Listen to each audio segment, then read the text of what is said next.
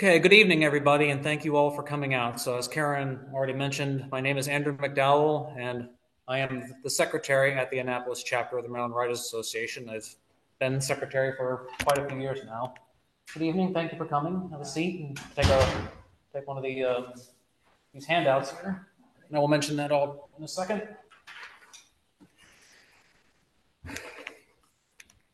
So, for those of you who don't know, I am the author of the fantasy novel Mystical Greenwood. So, I know it's blurry, but this is what it looks like if you can see it.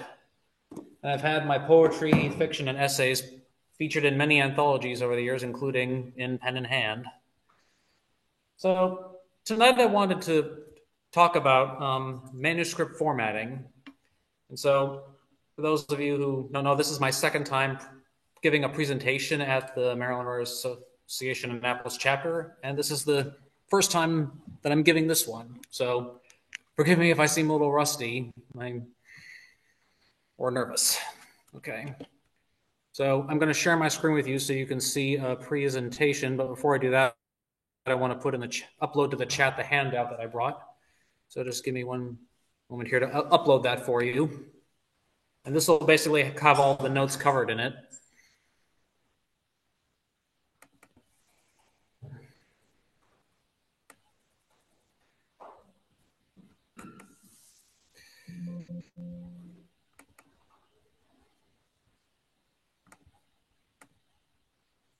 All right, so it should be uploaded now in the chat. Did everybody get that?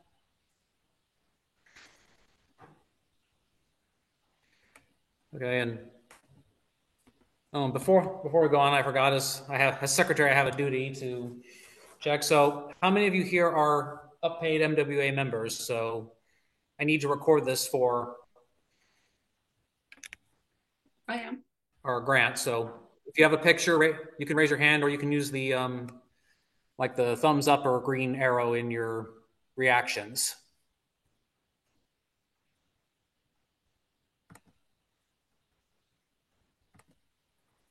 So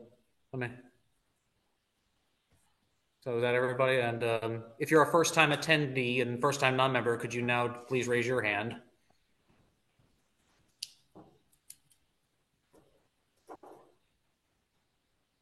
All right, so we got at least one. Ralph, how about you? Did you raise your hand yet?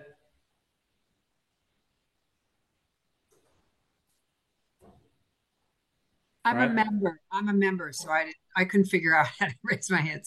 But I'm in the Maryland Writers. Okay, thank you. All right.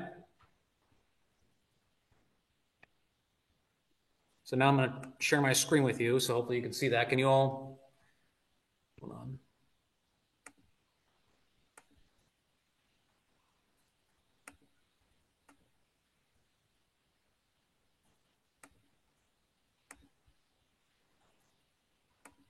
All right, can you all see that? Yes, I can see it. Yes, I can see it. All right, everybody else? Anybody else have a problem? Yes, I can see it. I can see it. Okay, then let's get started.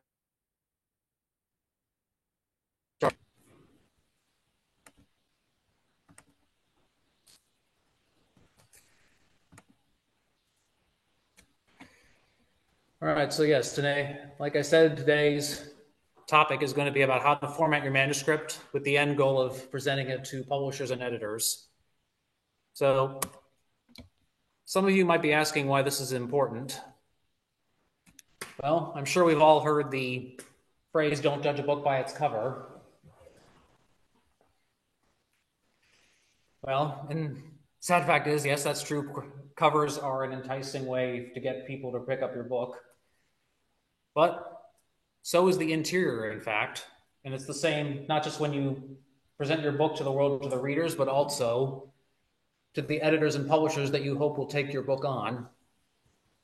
Because how it looks on the inside, just like the cover on the outside, can help them decide in their minds whether you are a professional writer willing to make that extra step to make your book nice and professional or not. So just to clarify, manuscript format is how your work is going to look when you are submitting it to an editor or an agent or a publisher with the hope of getting it published. And book format is how it will look when it is ready to be published. Now, they are in some ways similar because they have two similar goals that I have listed here: clarity and consistency. So in all cases, you want to make sure that your story is readable and easy to understand, and you want to use the same formatting throughout. Because if you drastically change formatting in any way or ignore some of these rules, it can be, for some, a distraction. And just like if you were going to go to a job interview and you wanted to look nice, it's the same, it's like a similar situation. If they see that change, it could send you into that rejection pile. Well, good evening, and take a seat.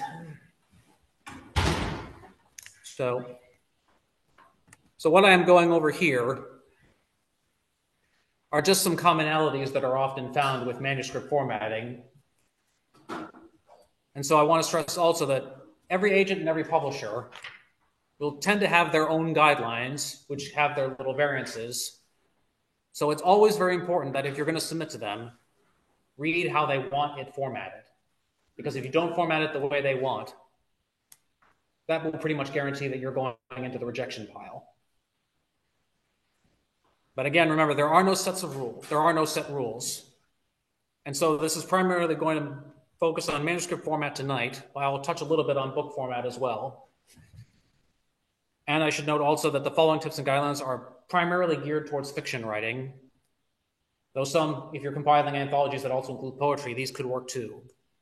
Like, if anyone here is interested in drama writing for the script, stage or screen, those have their own formattings, but that's another story.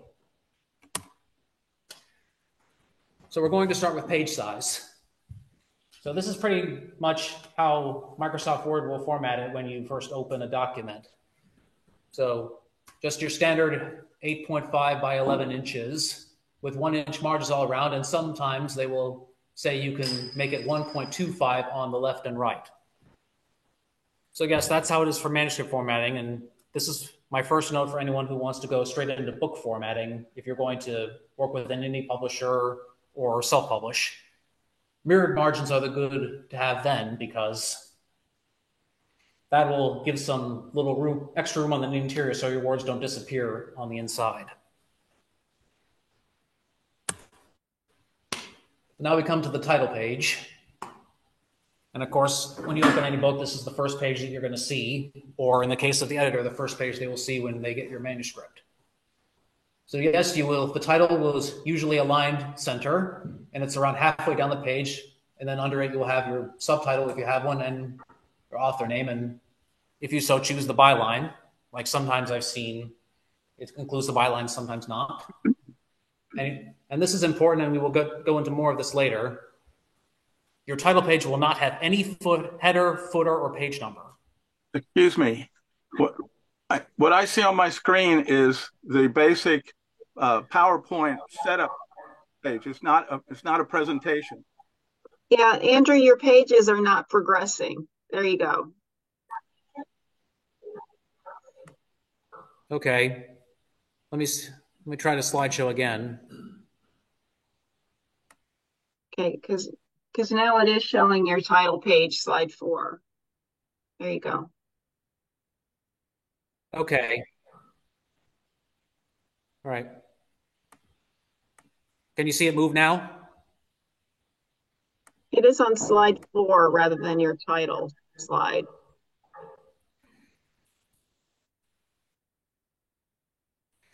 All right, if that's not going to work, I'll just keep it on here. So can you see it? Can you see it now on page size? Yes. Yes. All right. Yes. All right, then I'll just have to keep it this way in order to make it work. All right. So going back to the title page. So again, it's usually aligned center halfway down the page. And if you include your subtitle, author name, or pen name, and sometimes the byline if you so choose. And you will not have any header, footer, or page number here, and I will talk a little bit more about those later on. And sometimes the agent or editor will request that you put your contact info, and if they do, it's typically in the upper left corner. And so your title will also could be bold and may or may not be in all caps.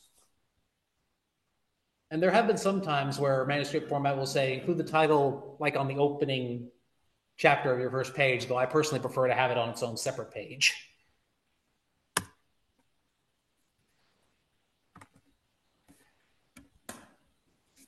So next we'll talk about fonts, and I know this has been an issue with some other writers that I talk about, but usually when you're with manuscript format, there are only a certain number of fonts that are acceptable, and these are 3 of the most common. So Times New Roman, Courier New, and Arial. And so these are just pretty standard fonts that are easy to read. And again, going back to that issue of clarity, with a manuscript, it's not about like looking fancy yet. You just want to make it readable. And so size 12, it's a similar thing with font size. You want to make sure that it's not too large and certainly not too small, because that can make it even harder to read or be a distraction as well. Oop. So, and yes, chapter titles and headings like the title page, you would put that in bold.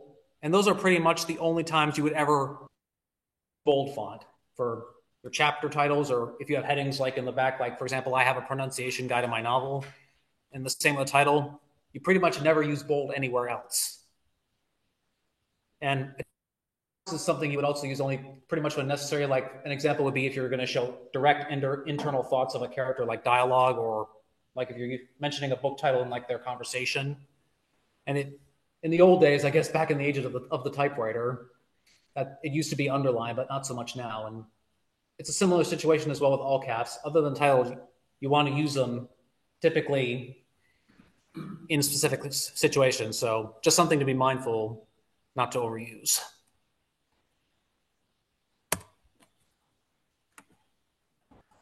So now we talk a little bit more about the headings. So your chapter headings are usually will be aligned center, and they're typically a third of the way down the page, and you want to put a couple of empty lines between them and then the first paragraph of your chapter. Like I do use like 2, but sometimes they will say between 4 and 6.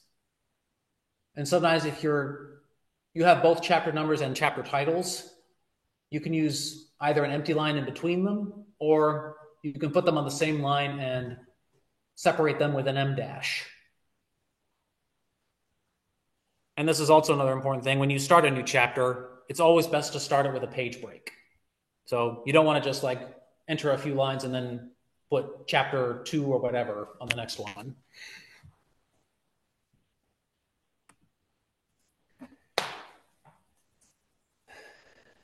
And so with paragraphs, in your manuscript, they will be aligned left. So the right line will be jagged along, as opposed to say straight with justified, which is typically what is used in book format. So like if you pick up any like best-selling book on the library shelf or bookstore shelf and open it, you will see that the paragraphs have even lines on the left and right. So that's justified. And I think the reason for that is because with justified, the lines will stretch, to make it even. But in manuscript format, that can be a little bit distracting. And that's a good example of where what is professional for one formatting guideline is actually the opposite for the other. And so with your paragraphs, you want to use the automatic indent. It's typically 0.5. Now, I guess some people still like to do tabs, hit the tab button, but most of these days, tabs are a no-no. So you don't want to do that. And like the only exceptions to indented are the first paragraph in the chapter or after a scene break. Sometimes they can be indented, sometimes not. And so when you mark scene breaks, it's like typically it'll be like 2 to 3 asterisks, like you see here, or the number sign, and you will align those center and have them empty line above and below. And so with manuscript format, you do not hyphenate your lines. Now, book format will sometimes have it, though in my experience, the publishers I work with usually will advise against that because it can also be seen as a bit of a distraction. And so this is our next example is something that has changed over the years. It used to be, again, going back to the age of the typewriter, you would put 2 spaces after a sentence, but nowadays generally it's just one. And then when you get to the very end, and that's usually at the end of the last chapter, you can go down a few lines and type the end. And usually that can be in all caps or even small caps, as shown there.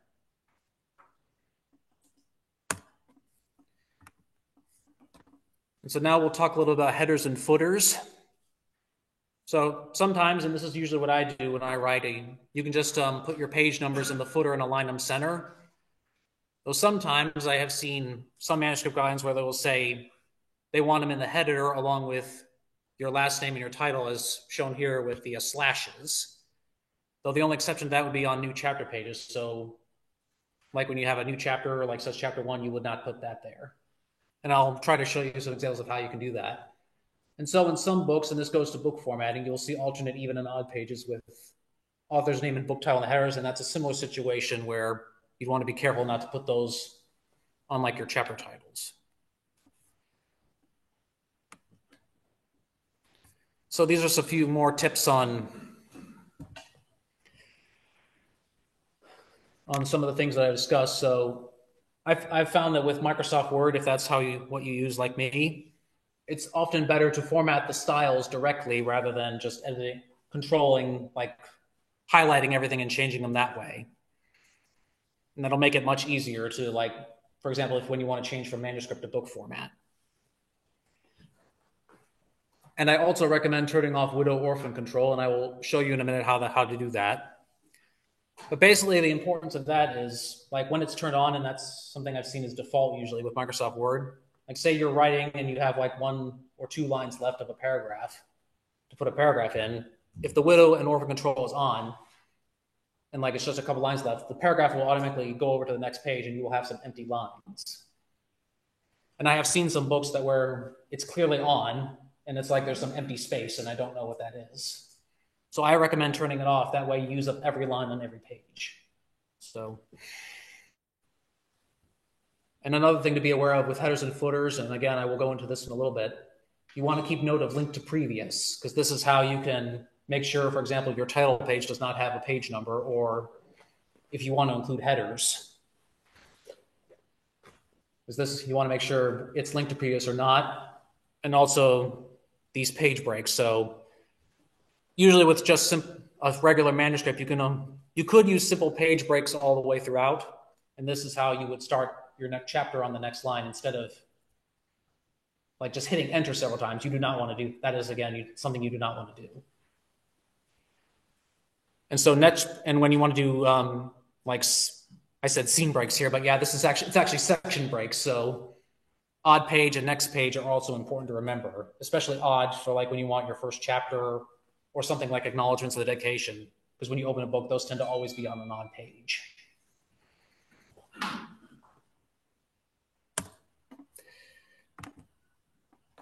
So just some overall takeaways from this.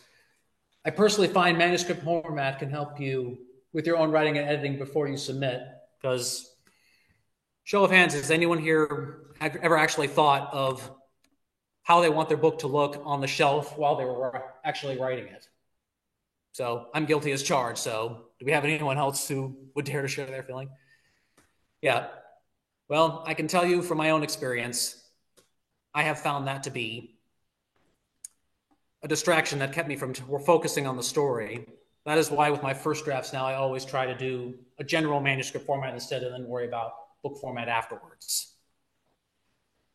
So as I say, write first, book format later. Though again, you don't have to follow all these guidelines before submitting your work if you don't want to. It's really up to you. Though I feel there is something to be said about looking at a finished book in a complete manuscript format, because then you can know in your heart, in your head, it's ready to go on to the next stage. So anyway, here are all of my links. I have my website and my social media accounts, and I will put my website in the chat as well. And you can find all of my social media apps there as well. That's if you want to learn more about me and my writing. All right, so let me just close that. So now I'm going to try to share something. I want to share something else, just a little template to show you some of these tips. So like here's a basic template. So as you see here, this is just like a placement holder, and this is what I do if I don't have a title yet. I'll just put it untitled in brackets. To give you another sense, I'm going to turn on this little gadget here. So if anyone has ever seen this, what to me looks like a little musical note, this is where you can see all of those things like sections and lines, which could be useful for editing if you want.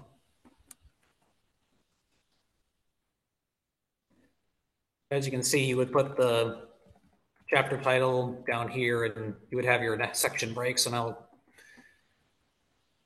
before I go into that, so like when you click on something like that, that's how you can change from one heading to another. And I highly recommend using a heading format for all of your chapter headings as well as your title, because if you need to go search and you want to find a chapter, it makes the search so much easier. So now let me show you how you can format it. So instead of like highlighting or hitting Control A, so you can right click on a style here, and then you can go to modify. And so there are a couple ways you can do this. They have some of the basic things up here like bold, italics, font, or like justified and left. And you can change the font, though. I find it's easier to go down here, and you can look at things like font and paragraph, which is similar to how you would if you clicked on font or paragraph up here. You can change the font as well. And so with the paragraph, some of the things I pointed out, so this is where you can put your indent now. Personally, I prefer not to do the indent as part of the style, but you could if you wanted to. And I highly recommend making sure like point spaces after. And so line spacing, yeah, I think I forgot to mention this earlier. Double space is recommended always for manuscript format.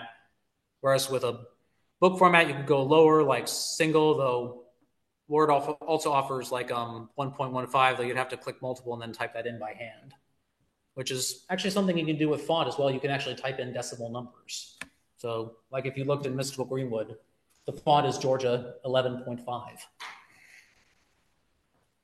And yeah, or you could go single if you want, and if you have like an anthology of poetry, like I think generally 1.5 would be acceptable.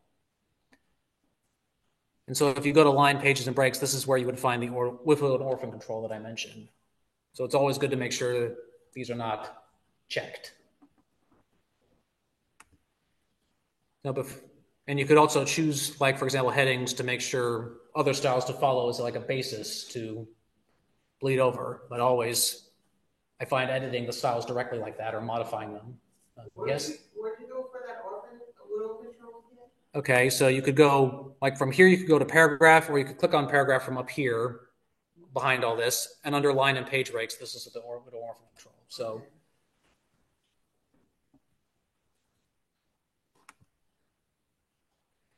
and one other thing to point while we have this up here, right now it's set to only this document, but if you wanted to make some changes to use always for all your Word documents, then you would click right here. That way, every time you open a new Word document, those changes would go over. That's why you can see, like, I have Times New Roman instead of Calibri, which is typical for Word these days.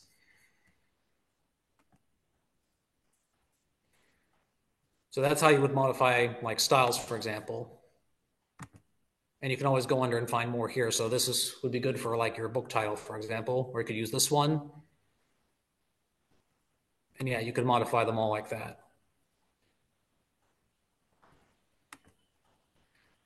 So here's where you could change your margins, and they do have a mirrored option here. So like if you wanted to change to mirrored, it would do that. So this might take a second.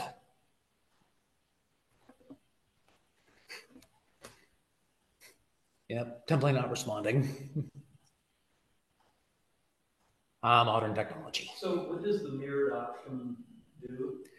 So basically, it would add, depending on whether it's an odd or an even page, it would put whatever's like the interior. So like on the odd page, it would be on the left, or mirrored on the right. It would add like extra, like that, an extra 0.25 in this case.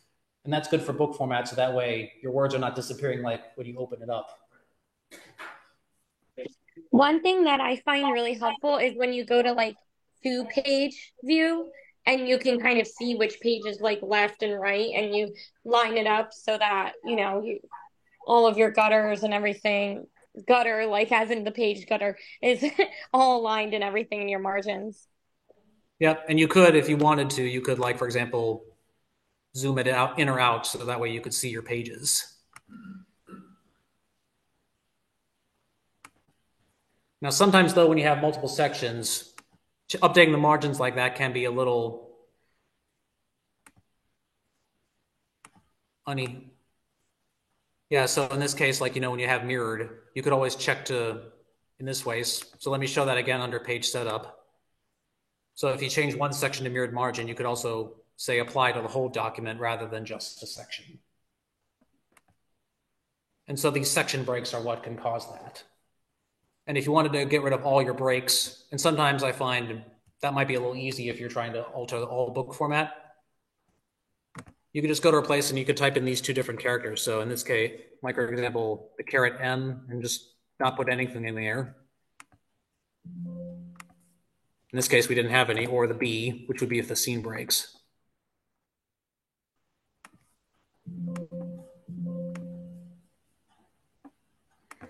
So again, that's the little caret sign with B and then also with N. Once you delete all those, you can get rid of all your breaks and then you can put them back. So there are two places where you could go there are a couple places where you can go for breaks. So for just a simple page break, you could go under insert right here. And it would have just a page break. And that would still put it in the same section. On the other hand, this is where you would find the section breaks. So again, the two to point out here are next page and odd page. And so if you want all of your chapters or if you're like an anthology, all of your poems / stories to be one big section where they have like the same footer, in this case, like, a page bottom, the only section break you need to worry about is odd page. So you would use this for like chapter 1, or as well as like acknowledgments or like your dedication page. I'm in the middle of writing a manuscript, and I'm doing it in a peculiar way where the sections are by year. So it's a time jump, and sometimes the narrator is telling a story in 1992, and then it jumps to present time, and then it may jump to another date. Would you recommend that being a page break, representing a page break? So let me see if I can understand this better. So this is a story where it has a nonlinear, you're telling it in a nonlinear way? Correct. So there are a couple recommended ways you could do that. So like if each chapter is going to be a different time, your chapter heading could be like, say, the time or if you're going to change point of view, who it is. Okay. That's one option. Another would be same with if you're going to change with scene break. You could use scene breaks, as I mentioned. And you could also begin them saying in your story, like where they are. Same with, on the other hand, I've seen some books where sometimes they're divided into like little sections where they have their own, like, you could call it a subtitle page. And that would be an case where you could use an odd page scene if you want them all to start on an odd page. But really, again, so chapter 1, or a case of subtitle page, or your acknowledgments, your dedication. Like if you open a book, those things always begin on an odd page. So that's where you want them to be, odd pages. So the next page scene break would be useful if you want like alternating headers and headers, like with, for example, in book format, it would be like on one page you might see your name, another the book, or an anthology if you want different little mini titles in those. And the other would be, of course, if you have those, what was the example I used? I think it might be the alternating where you don't want your chapter titles to have that. So that's how you would put those in. So let's say we wanted to put a scene break.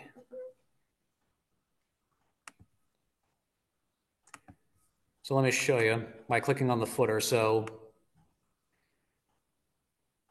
you can see when you open your headers and footers, you'll see sections. So now in this case with a scene break, that will cause a new section, just like Odd Page would.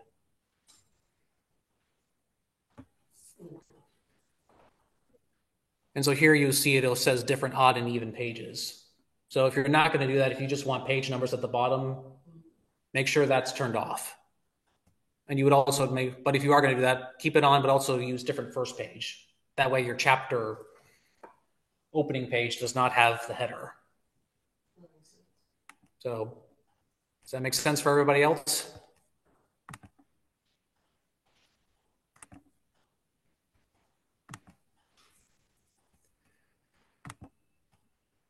Yeah. So yeah, if you wanted to put your footer down, of course, you could just put page number, for example, on bottom, middle. Now it would automatically go to the page in the document, but you can modify it by formatting page number, and you can start at 1 if you want, from like your first section if you wanted. So that's how you could do it for chapter 1. And in this case, because you don't want it on your title page, I'll show you that link to previous thing. So this, make sure you unclick that.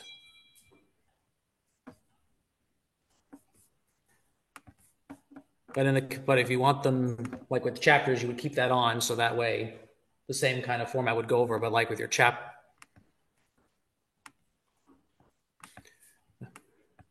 So let me put it in again. So now you can see, because it's not linked to previous, the title page does not have if I delete it, it's still there. Okay, can you do that one time? I always.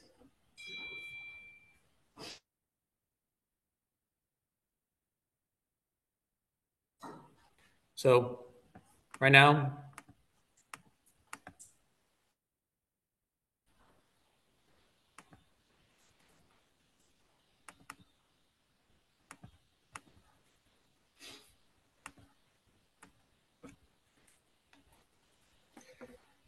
let me see.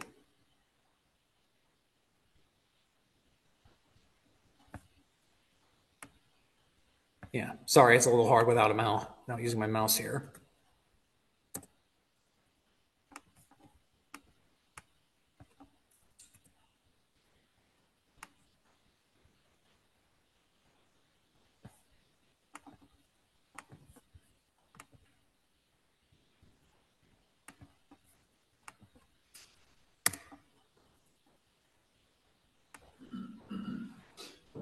So,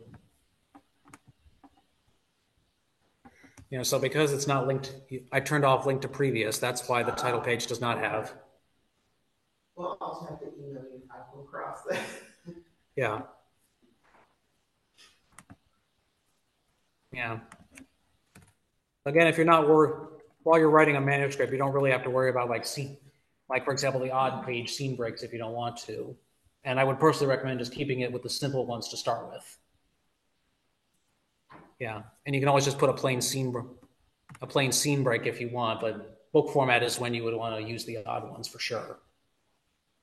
And sometimes I've had some issues with the odd page when you put new ones in like that, so I just find easiest way to make sure they're working right is just to delete them all in the way that I showed you and then just put them in again using this little thing on.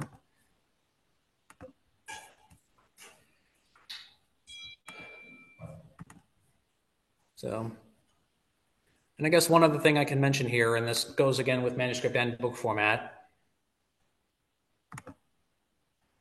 under references where you could also insert a table of contents and you could do customs with like just the headers. And that's another reason why to use heading, like the header formats for your chapter titles.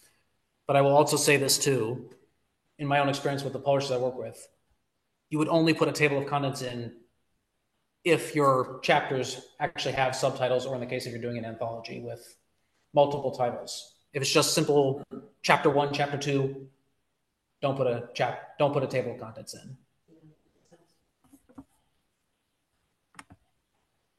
But yeah, that's how you could automatically put it in, and then you could always And the nice thing about doing it this way is you can always just update field, and like if you put new titles in or you just want to put page numbers in, simpler than just typing them all in by hand.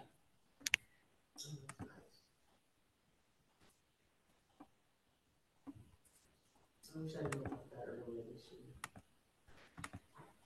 Yeah. Yeah. And like the same, if you're worried about, you know, like I said, you could apply mirrored or just the same to a whole document with separate sections, but you can also delete them, and that also would put do it the same way.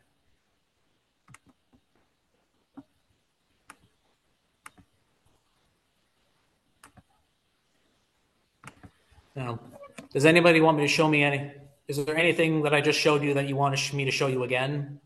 Anything that didn't make sense to you? So please unmute if you don't have if you want.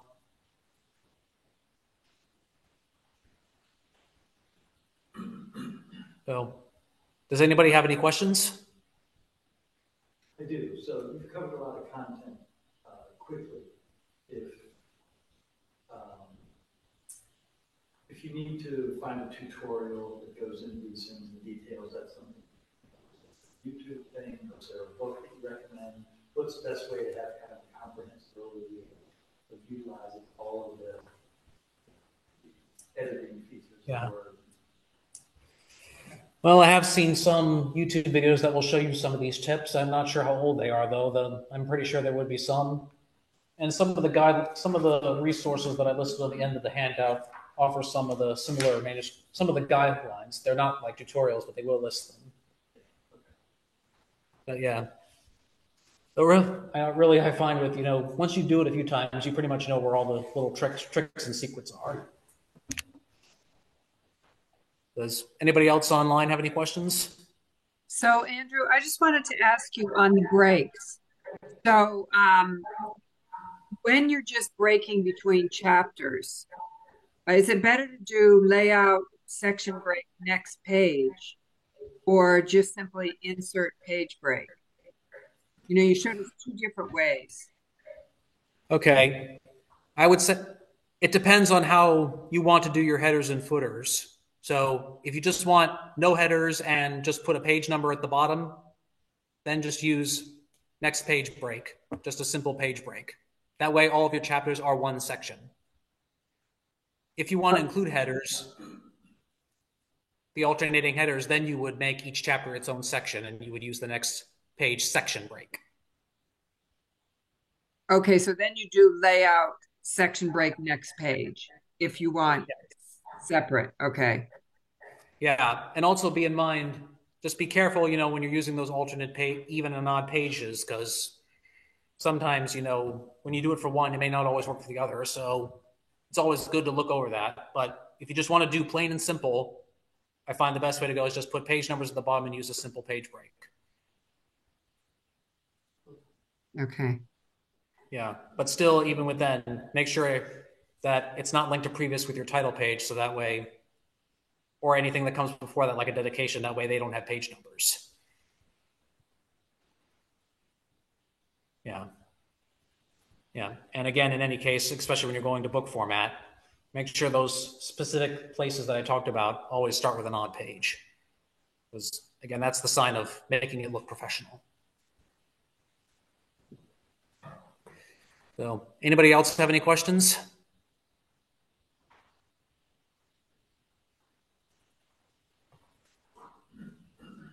No one? Yeah. Just to make sure, you said new chapters. Oh, sorry. Go ahead. You said new chapters should have your name in the book title all the time. Did I hear that right? So if you're going to use headers in like some books, you will see, like if you open books that have headers, sometimes you will see alternating between the book title and the author, but they will never have it on like an opening chapter 1 page, for example. Right. So that goes in line again with doing it in separate using the seam section breaks for next page, because again, if you just did it as one section, it would still apply to those opening pages. Yeah. So each section would be like alternating odd and even pages with the header. It might apply to the footer as well, but it may not. So just always double check on that. But yeah, with the headers, make sure it's alternating odd and even. And then on a different first page. So that way the chapter doesn't have anything, the opening chapter. And in those cases, you could still link to previous if you're just using, like, for example, just the title and author. You could still do link to previous between the chapters that way. That way it's still the same. I have another question too. I am writing my manuscript in Google Docs. Am I in trouble? Well, I'm not very experienced with Google Docs, so I couldn't say that. I couldn't say. Yeah, But I choose that because of just the fact that it's in the cloud. But my experience with changing, like once I download it and to Word, it's I feel like I'm gonna have some problems. So they're virtually identical. So they're virtually identical. You can, depending on how you start out, if you're coming, say, off the cloud or whatever, a lot of times it's easier to use Google Docs. But if you want to switch to Microsoft, you need to download it. You can't just switch it over because then you'll get all kinds of confusing formatting things. But if you download it, it's just like downloading any other document, then you can load it into Word. Okay, yeah, thank you. yeah. So again, this is just these were my tips going from Word because that's how I do it. And I always back things up using OneDrive. One more thing, when you're using Google Docs, you're still working in the cloud. You're not working on your computer. So that's why you want to download it to put it in Word.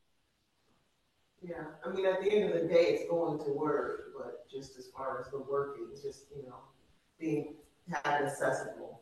I'm not carrying around a flash drive. I don't even think it does anymore.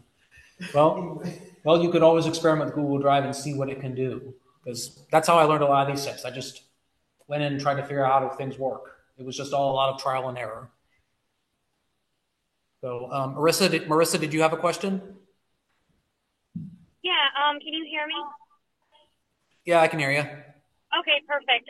So my question was, like, I run into a problem when I go to start a new chapter and I'm trying to like set up the formatting for the new chapter so that way like if there's a line break and like one space and then the chapter title, but sometimes it won't let me do like a single space and then the chapter title. It will like bring the chapter title down to the bottom. Do you know, like, have you ever run into that problem? So let me see if I understand this right. So when you start a new so when you try to start a new chapter, the chapter title goes to the bottom? Yeah. Now, what kind of, are you using a particular, like a heading format with it, or are you just hitting enter? I'm using Microsoft Word. I mean, I think I'm going to page break. I think that's why. But then what I do is I press delete a bunch of times and then I have it go to the previous page, the words, and then I'll press enter and it'll go to the next page and it'll kind of solve my problem, but I don't know. I don't really know why it does that. So when you go to start a new chapter, what are the steps that you do? Do you do a page break? Okay, let me see if I can share my screen again and I'll try to show you. Thank you. All right. Let me see if I have. So let's say I was going to start chapter 3 here. So I would go to insert. And this is one place where you just do a page break. So now I don't hit enter here. I just use the arrow buttons to scroll. Oh, okay. So yeah, and then you could just like copy and paste or Control C and then Control V. Okay, I think my problem was that I had all of the text already in the document, like in one giant long essay. And what I do is then I insert the page break starting in the beginning. I don't like because like I transfer it from like not a Google Docs but Pages. So I guess you have to just copy and paste each part individually, like each chapter. That would be my recommendation. The other option would be like if you want to do it all at once, just don't do any sections, but you could, again, go to this little musical note here thing that I call it, and that's where you can look and see where the breaks are or where you're putting them in. So like if you wanted to put a new page break, you could do it like that. And that's how you can see them too. Okay. And for the, so this is a silly question that I should know, but for the first line of your new chapter, like chapter 1 or chapter 2, is it common to press tab for the first line? Well, going back to what I said earlier, never hit the tab button. Most editors and publishers these days do not like tabs because they are not easy to edit. So instead, you would go to paragraph, and I will just do it here, or you can go to modify it like I said. You would choose a special indent where you would choose first line. Oh, okay. Now it automatically defaults to 0.5, but you could change it if you wanted. Like you could go to 6 or 4, but usually 5 is acceptable. Now, as I said, with most books, your first paragraph in your chapter is not usually doesn't have to be indented. I don't indent them. That's also the reason why I don't indent in the style. Okay. So yeah, this is something I would tell everyone. Yeah, tabs are seen as a sign of amateurism. You definitely want to make sure you're using the indent because, as you saw, that can be altered. That can be changed. Yeah. Okay. Thank you.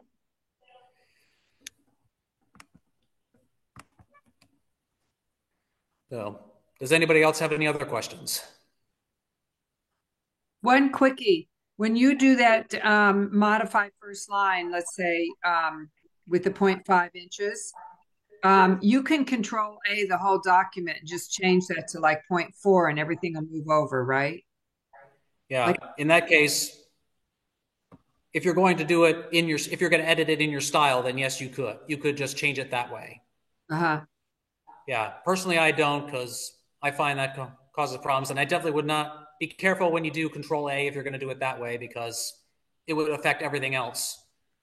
So right. So if you let's say you have like 20 pages written and you were at 0.5, you want to change it to 0.4. How would you do that? You just switch it and it'll automatically switch without highlighting the whole document? Yeah. Well, if you've included the indent as part of the style that you've modified, you could that would be the simplest way. Now, because I don't include it, I just simply highlight and I just go and highlight what I want indented to be modified, and I just do that by hand. Mm-hmm. But you could, if you wanted to make the indent part of your style, you could. Okay. And then you could modify it that way. Just be careful because like if you're gonna, because normal is the style you would use as like a basis for the others. So like when you're modifying the headers, for example, make sure they do not have the indent because an indented header could be seen by some as like unprofessional.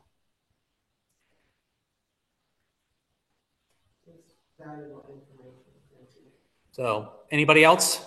Do you do this for people? Pardon? Do you do this kind of formatting for other people or just for yourself? At the moment, I've only done it for myself. Yeah, it's really great. You're really helpful. Thanks very much. You're welcome.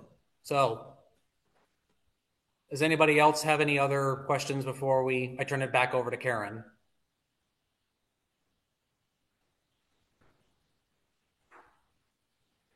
All right, in that case, I'm going to stop recording.